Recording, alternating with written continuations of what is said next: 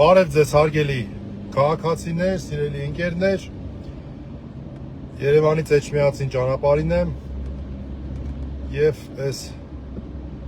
10-15 րոպեն ուզենայի օգտագործել ձեր հետ զրուցելու համար կապված այսօր առավոտյան տեղի ունեցած իրադարձությունների եւ տեղի չունեցած իրադարձությունների վերաբերյալ մասնավորապես Կիրակի է, հերթական Կիրակին է, որ Նիկոլ Փաշինյանը հայտարարել էր հերթական եկեղեցում իր մասնակցության պատարագի մասին, պատարագը արդեն ավանդույթ, իրենց համար ավանդույթ դարձած ձևով ենթարկվում է խմբագրության, Վեհապար Հայրապետի անունն են զեղչում, ճիշտ է, ինչպես օրինակ ցույց տվեց Արարատյան հայրապետական թեմի առաջնորդանիստ Սուրբ Սարգիս եկեղեցու օրինակը, արդեն այդ հաջորդ պատարագներին անունը վերականգնվում է Վեհապար Հայրապետի, դա այսպես զուտ ծիսական նշանակություն ունեցող հարց չէ, դրա վերաբերյալ մասնագետները բազմիցս արտահայտվել են, սա հենց խորհրդի բովանդակությունը կազմող եւ եկեղեցու միասնականությունը խորհրդանշող երևույթ է, դրա մասին հիմա շատ չեմ խոսի, ամեն դեպքում ինչ տեղի ունեցավ Նիկոլ Փաշինյանի կողմնակիցներից մեկը ուղիղ բացահայտ աներկբա ձևով բռնության կոչ հնչեցրեց այդ իրենց միջոցառման շրջանակներում, ես մի քիչ կդժվարանամ կոնկրետ այդ մարդկանց մասնակցության մասով դրա անունը պատարագ դնել, որտեղ նրանք ուր նայում ես խոսացածը, նայում ես վարքագիծը, իրենց համար քաղաքական միջոցառում է։ Եվ կոնկրետ այդ մարդը Վեհապար Հայրապետի նկատմամբ բռնության կոչ հնչեցրեց։ Հետո իհարկե որևէ մեկը չէր կասկածում, որ հանրային ծառայող է այդ անձը հանդիսանում, պարզվեց, որ Գառնու համայնքապետարանի ներկայացուցիչն է, то есть աշխատողը, ինչ որ ջրի հարցով զբաղվող անձնավորություն։ Շատ արագ դա բացահայտվեց եւ անունն էլ լրատվականները նշեցին որպես Ջնդոյի Էդո, ինչ որ տենց հետաքրքիր անձնավորի բանը անուն է, տենց մականունն է երևի էլի այդ Ջնդոն։ Ու երևի արդեն անունազգանունն էլ շուտով պարզ կլինի եւ կարեւոր համարեցի մի քանի նկատառում հայտնել իրավական եւ մերձ իրավական, թե ինչպես են պատկերացնում ինչա լինելու այս փաստի հետ կապված։ Հիմնվելով թե օրենսդրության եւ թե նախորդ պրակտիկայի վրա։ Մինչև այդ ասեմ գոհունակությամբ, որ Նիկոլ Փաշինյանի երեկվա պլանը, այն որ ինքը ըստ էության կատարեց հանցագործություն, ըստ էության դրդեց քաղաքացիներին գնալ եւ խանգարել ծեսը, ոնց որ թե այդ իր ծրագիրը չհաջողվեց, ամենայն դեպս շատ եկեղեցիներ, որտեղ որ իմ ընկերներն էին գնացել, հարց ու փորձ եմ արել, նման դեպք ոնց որ թե չի գրանցվել, ամենայն դեպս նման այլանդակություն տեղի չի ունեցել, մարդիկ սովորականի պես իրենց պատարագն են մատուցել, ժողովուրդն էլ մասնակցել է ավելի մեծ թվով, մարդիկ շատերը նաև սովորել են այդ գոհանամքի հետ համապատասխան հատվածը եւ սարկավագների հետ երգել են այդ հատվածը, այդ մնացել է Նիկոլից, այդ ամենում մարդը անընդհատ վատություններ է փորձում անել, բայց որ չկաչարիկ առանց բարիք սկզբունքով ինչ որ օգուտել է տալի, փաստորեն մարդիկ շատերը չգիտեին, որ օրինակ Վեհապար Հայրապետի 3 հիշատակություն է լինում պատարագի ժամանակ, 2-ը կարծեմ քահանայի կողմից, 1-ը սարկավագների կողմից եւ վերջինը եւ ամենա այսպես չասեմ կարևորը, մի խոսքով վերջինը։ Շատ շատերը գնացել են պատարագին մասնակցել են հատկապես որպեսզի իրենց ձայնով, իրենց երգեցողությամբ, իրենց մասնակցությամբ թույլ չտան, որ ինչ-որ մարդիկ խանգարեն պատարագը, բայց ոնց որ թե նման անձնավորություններ չեն եղել եւ բոլոր նրանք, ովքեր որ Նիկոլա Դավան,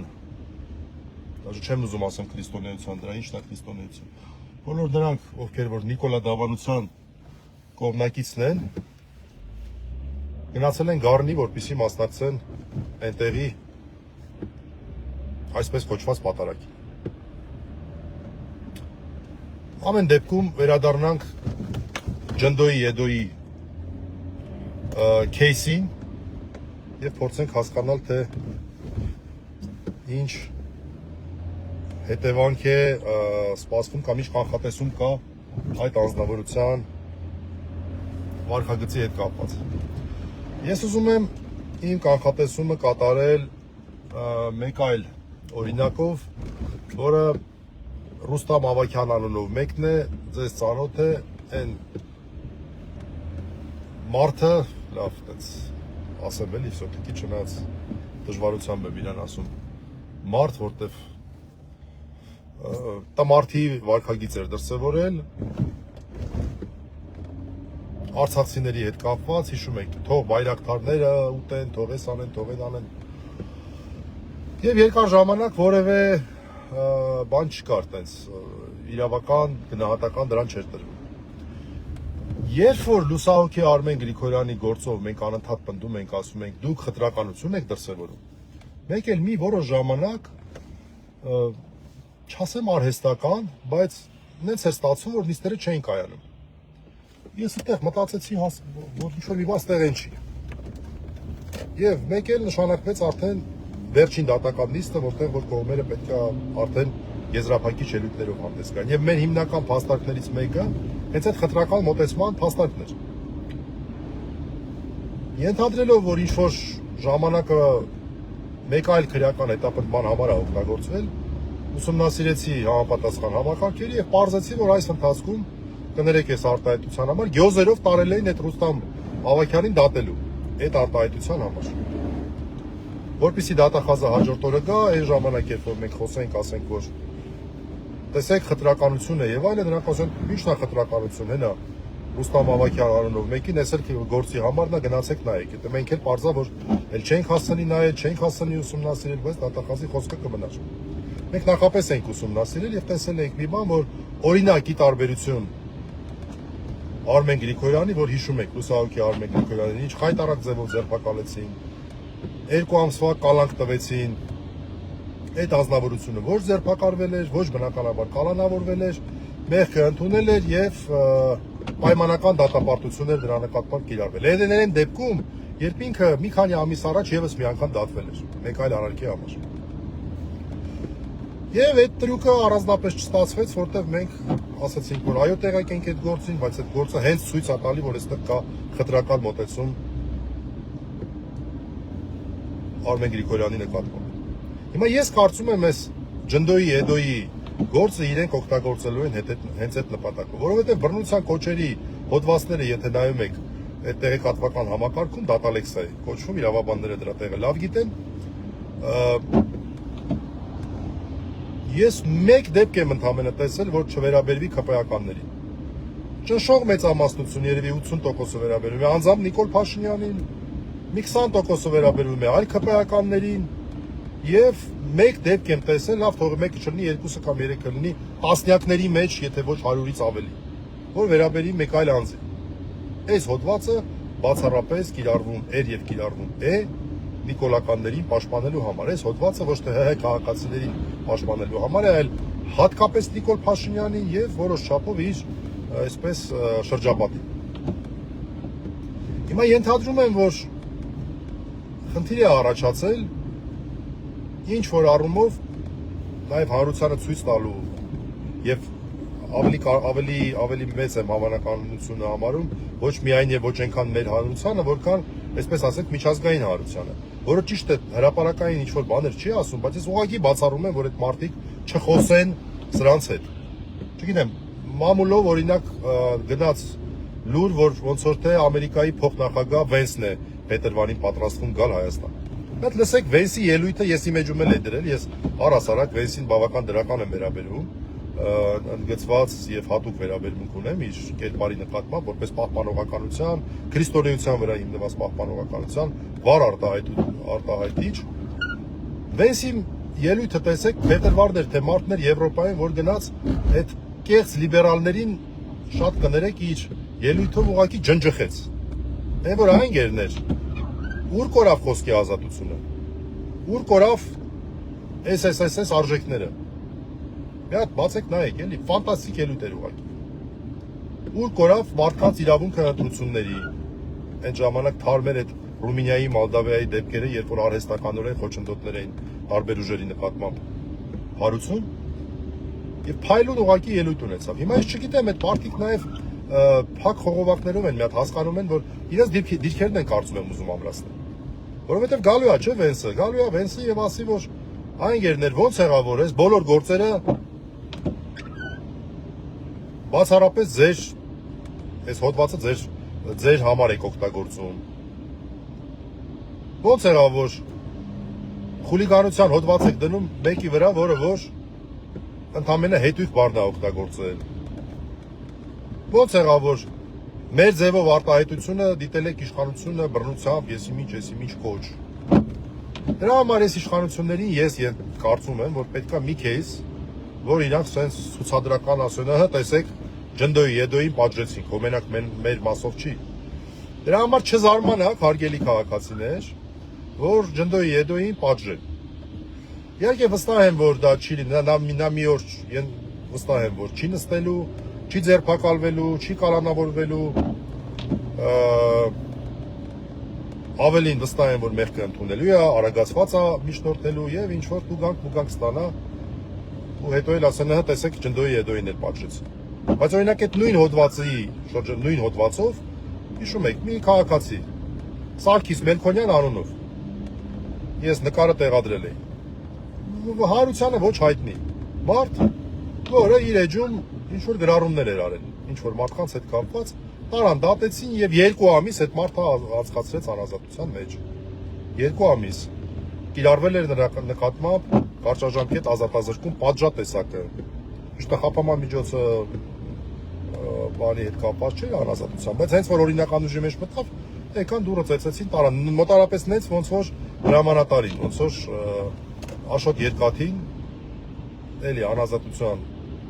խափաման միջոց չկար, օրինական ուժի մեջ մտավ, եկան տնից տարան հիմա պատիժ դաժե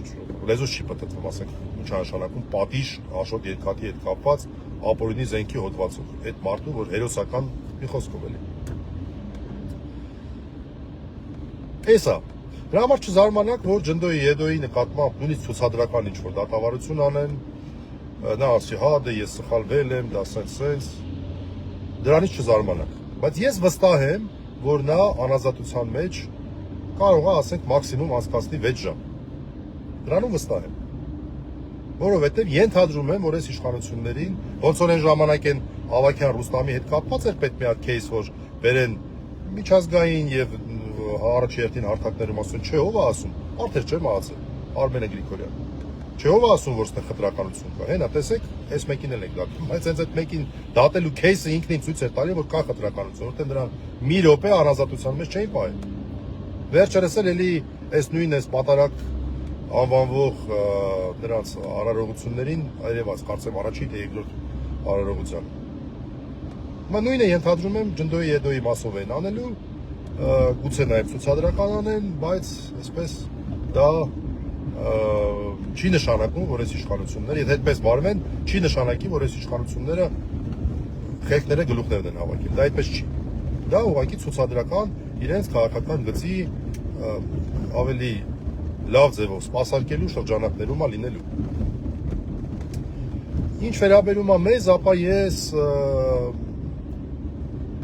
կխնդրեմ կամ կոչ կանեմ